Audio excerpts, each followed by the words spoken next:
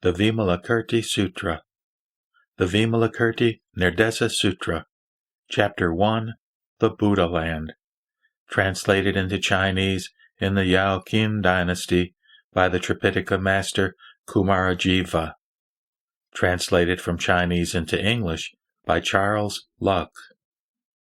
The unsurpassed, profound, and wonderful Dharma is difficult to encounter in hundreds of millions of eons. I now see and hear it, receive and uphold it, and I vow to fathom the Tathagata's true meaning. Thus have I heard. Once upon a time, the Buddha sojourned in the Amra Park at Vaisali with an assembly of 8,000 great bhikshus. With them were 32,000 bodhisattvas, who were well known for having achieved all the perfections that lead to the great wisdom. They had received instructions from many Buddhas and formed a Dharma-protecting citadel. By upholding the right Dharma, they could give the lion's roar to teach others. So their names were heard in the 10 directions. They were not invited, but came to the assembly to spread the teaching on the 3 treasures to transmit it in perpetuity. They had overcome all demons and defeated heresies, and their deeds, words, and thoughts were pure and clean, being free from the 5 hindrances and the 10 bonds. They had realized serenity of mind, had achieved unimpeded liberation. They had achieved right concentration and mental stability, thereby acquiring the uninterrupted power of speech. They had achieved all the 6 paramitas: charity or dana, discipline or sila, patience or kshanti, devotion or virya, serenity or dhyana, and wisdom or prajna, as well as the expedient method or upaya of teaching. However, to them, these realizations did not mean any gain whatsoever for themselves, so that they were in line with the patient endurance of the uncreate, anutpatika dharma kshanti. They were able to turn the wheel of the law that never turns back. Being able to interpret the underlying nature of phenomena, they knew very well the roots or propensities of all living beings. They surpassed them all and realized fearlessness. They had cultivated their minds by means of merits and wisdom with which they embellished their physical features, which were unsurpassable, thus giving up all earthly adornments. Their towering reputation exceeded the height of Mount Sumeru.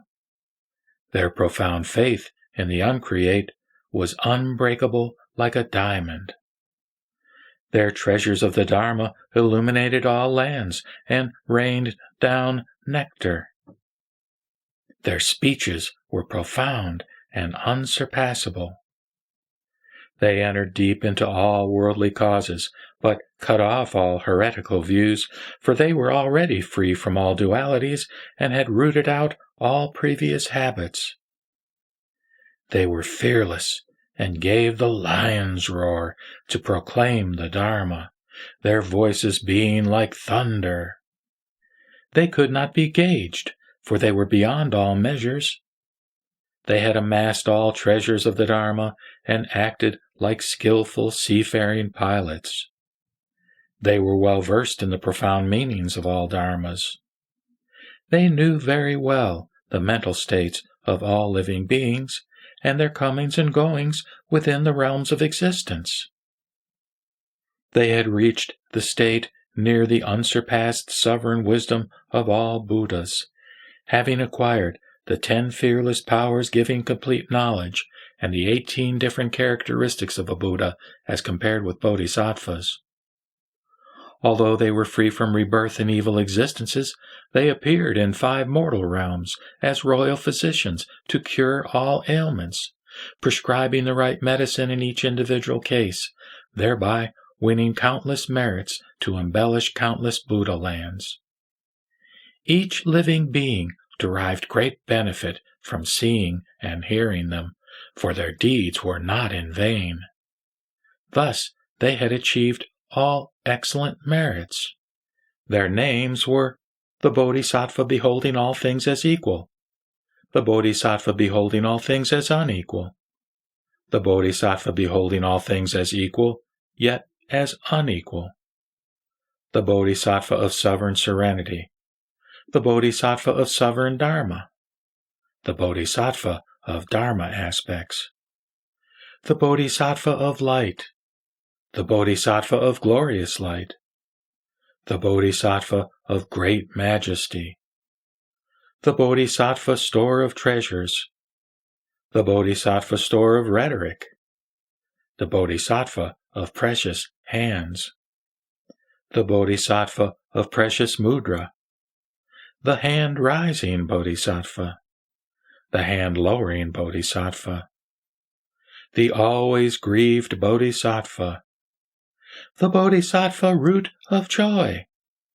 the Bodhisattva prince of joy, the Bodhisattva discerner of sound, the Bodhisattva womb of space, the Bodhisattva holding the precious torch, the Bodhisattva of precious boldness, the Bodhisattva of precious insight, the Bodhisattva of Indrajala, the Bodhisattva net of light, the Bodhisattva of causeless contemplation, the Bodhisattva of accumulated wisdom, the Bodhisattva precious conqueror, the Bodhisattva king of heavens, the Bodhisattva destroyer of demons, the Bodhisattva with lightning merits, the Bodhisattva of sovereign comfort, the Bodhisattva of majestic merits, the Bodhisattva of the lion's roar, the Bodhisattva of thundering voice, the Bodhisattva with a voice like rocks knocking one another, the Bodhisattva fragrant elephant, the Bodhisattva white fragrant elephant, the Bodhisattva of constant devotion, the Bodhisattva of unremitting care, the Bodhisattva of wonderful rebirth, the Bodhisattva garland, the Bodhisattva of Avalokiteshvara, the Bodhisattva Mahastama, the Bodhisattva Brahmajala, the Bodhisattva of precious staff, the unconquerable Bodhisattva, the Bodhisattva of majestic land, the Bodhisattva with a golden topknot, the Bodhisattva with a pearl in his topknot, the Bodhisattva Maitreya, and Bodhisattva Manjushri, and other Bodhisattvas numbering in all 32,000.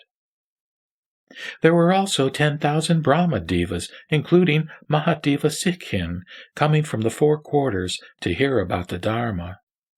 There were as well 12,000 kings of heavens, who came from the four quarters to sit in the assembly. There were also other devas of awe-inspiring majesty, dragons, spirits, yaksas, Gandharvas, Asuras, Garudas, Kinnaras, and Maharagas who came to sit in the assembly. Many bhikshus, bhikshunis, upasakas, and upasikas also came to the assembly. Thus, surrounded by an incalculable number of people circumambulating to pay their respects, the Buddha was about to expound the Dharma. Like the towering Mount Sumeru emerging from the great ocean, he sat comfortably on the lion throne, eclipsing the imposing assembly.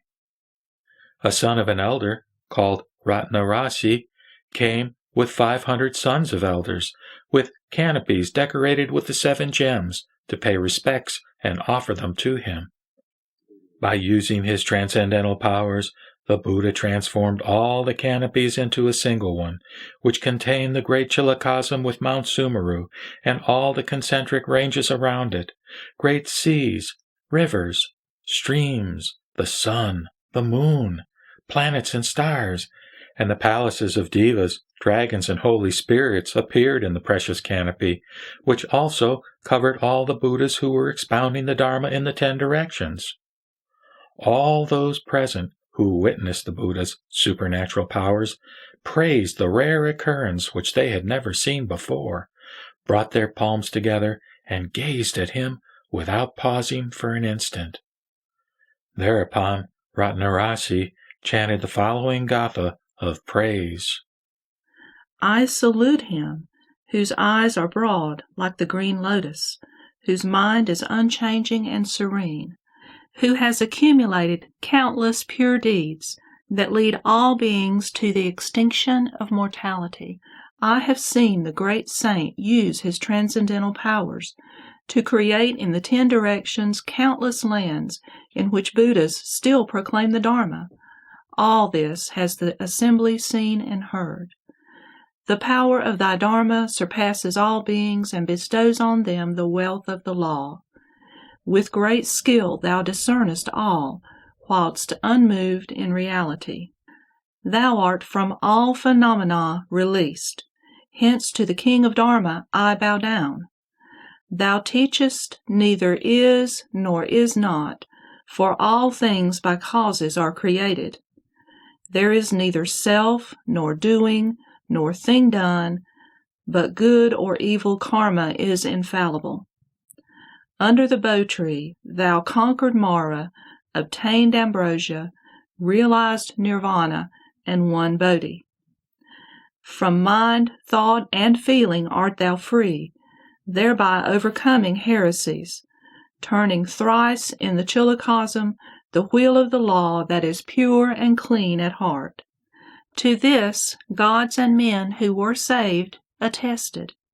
Thus the 3 treasures appeared in the Saha world to save living beings with this profound Dharma, which, when applied, fails never to nirvana lead. Thou art the King Physician who destroys old age, illness, and death. So thine unfathomable Dharma of boundless merits I salute, while, like Mount Sumeru, thou art unmoved by both praise and censure. Thy compassion is extended to both good and evil men. Like space, thy mind remains impartial. Does not anyone revere this human Buddha after hearing about him? I have offered him a small canopy which encloses the great chillicosm, with palaces of gods, dragons, and spirits, Gandharvas, Yaksas, and others, such as well as all the kings in this world. With mercy he used his 10 powers to make this change. The witnesses praise the Buddha. I bow to the most honored one in the 3 realms. The whole assembly now take refuge in the King of the Law. Those gazing at him are filled with joy, each seeing the Bhagavat before him. 'Tis one of his 18 characteristics. When he proclaims the Dharma with unchanging voice, all beings understand according to their natures, saying the Bhagavat speaks their own languages. 'Tis one of his 18 characteristics. When he expounds the Dharma in one voice, they understand according to their versions, deriving great benefit from what they have gathered. 'Tis one more of his 18 characteristics. When he expounds the Dharma in one voice, some are filled with fear, others are joyful, some hate it, while others are from doubts relieved. 'Tis one of his 18 characteristics. I bow to the possessor of 10 powers. I bow to him who has achieved fearlessness, acquiring all 18 characteristics. I bow to him who guides others like a pilot. I bow to him who has untied all bonds. I bow to him who has reached the other shore. I bow to him who can all worlds deliver. I bow to him who from birth and death is free, who knows how living beings come and go, and penetrates all things to win his freedom, who, skillful in nirvanic deeds, cannot be soiled like the lotus, who plumbs the depths of everything without hindrance. I bow to him who, like space, relies on nothing.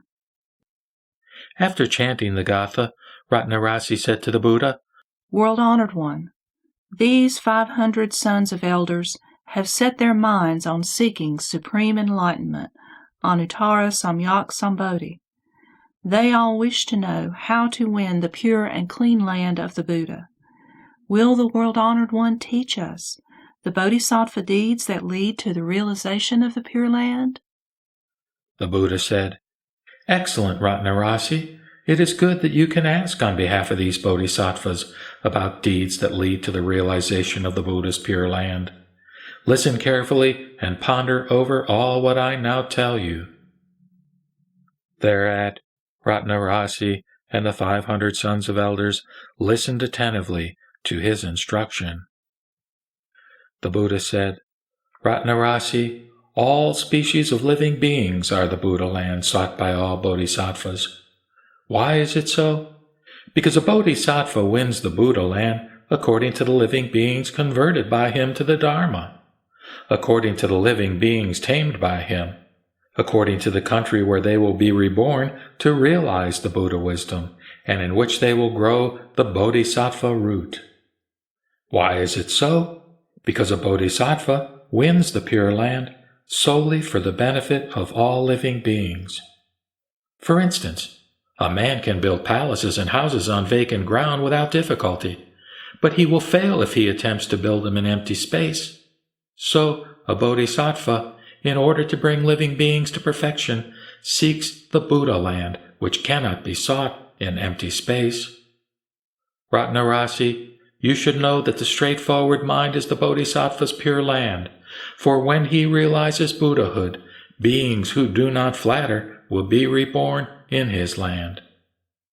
The profound mind is the bodhisattva's pure land, for when he realizes Buddhahood, living beings who have accumulated all merits will be reborn there.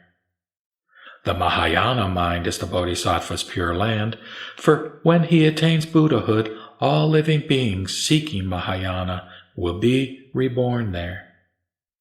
Charity, or dana, is the bodhisattva's pure land, for when he attains Buddhahood, living beings who can give away to charity will be reborn there. Discipline, or sila, is the bodhisattva's pure land, for when he realizes Buddhahood, living beings who have kept the 10 prohibitions will be reborn there. Patience, or kshanti, is the bodhisattva's pure land, for when he attains Buddhahood, living beings endowed with the 32 excellent physical marks will be reborn there. Devotion, or virya, is the bodhisattva's pure land, for when he attains Buddhahood, living beings who are diligent in their performance of meritorious deeds will be reborn there. Serenity, or dhyana, is the bodhisattva's pure land, for when he attains Buddhahood, living beings whose minds are disciplined and unstirred will be reborn there. Wisdom, or prajna, is the bodhisattva's pure land, for when he attains Buddhahood, living beings who have realized samadhi will be reborn there. The 4 boundless minds are the bodhisattva's pure land, for when he attains Buddhahood, living beings who have practiced and perfected the 4 infinites, kindness, compassion, joy, and indifference, will be reborn there. The 4 persuasive actions are the bodhisattva's pure land, for when he attains Buddhahood, living beings who have benefited from his helpful persuasion will be reborn there. The expedient methods, or upaya, of teaching the absolute truth are the bodhisattva's pure land, for when he attains Buddhahood, living beings conversant with upaya will be reborn there. The 37 contributory states to enlightenment are the bodhisattva's pure land, for when he attains Buddhahood, living beings who have successfully practiced the 4 states of mindfulness, the 4 proper lines of exertion, the 4 steps towards supramundane powers, the 5 spiritual faculties, the 5 transcendental powers, the 7 degrees of enlightenment, and the 8-fold noble path will be reborn in his land. Dedication of one's merits to the salvation of others is the Bodhisattva's pure land.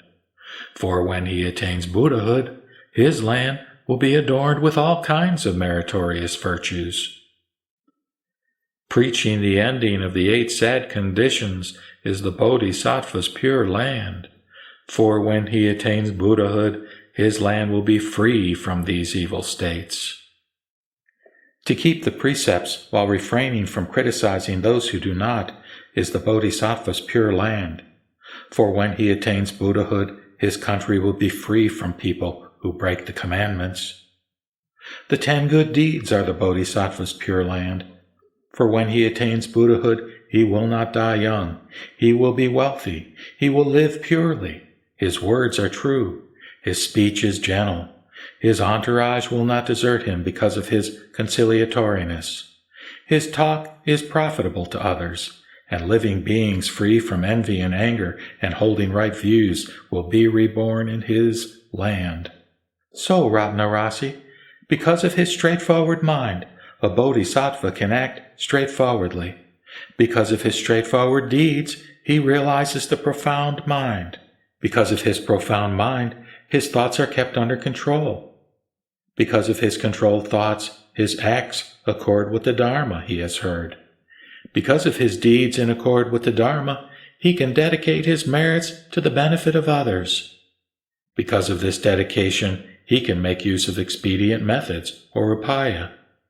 Because of his expedient methods, he can bring living beings to perfection. Because he can bring them to perfection, his Buddha land is pure. Because of his pure Buddha land, his preaching of the Dharma is pure. Because of his pure preaching, his wisdom is pure. Because of his pure wisdom, his mind is pure. And because of his pure mind, all his merits are pure. Therefore, Ratnarasi, if a bodhisattva wants to win the pure land, he should purify his mind. And because of his pure mind, the Buddha land is pure. As Sariputra was fascinated by the Buddha's awe-inspiring majesty, he thought, if the Buddha land is pure because of the bodhisattva's pure mind, is it because the mind of the world-honored one was not pure when he was still in the bodhisattva stage, that his Buddha land, that is, this world, is so unclean as we see it now? The Buddha knew of his thought and said to Sariputra, are the sun and the moon not clean when a blind man does not see their cleanliness? Sariputra said, World-honored one, this is the fault of the blind man and not that of the sun and the moon. The Buddha said, Sariputra, because of their spiritual blindness, living beings do not see the imposing majesty of the Tathagata's pure land. This is not the fault of the Tathagata. Sariputra, this land of mine is pure, but you do not see its purity. Thereupon, Brahma, with a tuft of hair on his head resembling a conch, said to Sariputra, Don't think this Buddha land is impure. Why? Because I see that the land of Sakyamuni Buddha is pure and clean, like a heavenly palace. Sariputra said, I see that this world is full of hills, mountains, pits, thorns, stones, and earth, which are all unclean. Brahma said, Because your mind is up and down and disagrees with the Buddha wisdom, you see that this land is unclean. Sariputra, because a bodhisattva is impartial toward all living beings, and his profound mind is pure and clean in accord with the Buddha Dharma, he can see that this Buddha land is also pure and clean. Thereat, the Buddha pressed the toes of his right foot on the ground, and the world was suddenly adorned with hundreds and thousands of rare and precious gems of the great Chilakasam, like the precious majestic Buddha's pure land, adorned with countless precious merits, which the assembly praised as never seen before.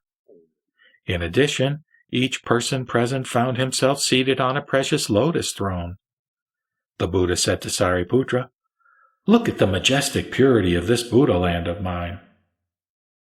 Sariputra said, World-honored one, I have never seen and heard of this Buddha-land in its majestic purity. The Buddha said, "This Buddha-land of mine is always pure, but appears filthy so that I can lead people of inferior spirituality to their salvation. This is like the food of devas, which takes various colors according to the merits of each individual eater. So, Sariputra, the man whose mind is pure, sees this world in its majestic purity." When this Buddha-land, that is, the world, appeared in its majestic purity, the 500 sons of elders who came with Ratnarasi realized the patient endurance of the uncreate, Anutpatika Dharma Kshante, and 84,000 people developed their minds set on supreme enlightenment, or Anuttara Samyak Sambodhi. The Buddha then stopped pressing his toes on the ground, and the world returned to its previous filthy condition. 32,000 devas and men aspiring to the Shravaka stage understood the impermanence of all phenomena, kept from earthly impurities, and achieved the Dharma eye, which sees the truth of the Four Noble Truths. 8,000 bhikshus kept from phenomena and succeeded in putting an end to the stream of transmigration, thus realizing arhatship.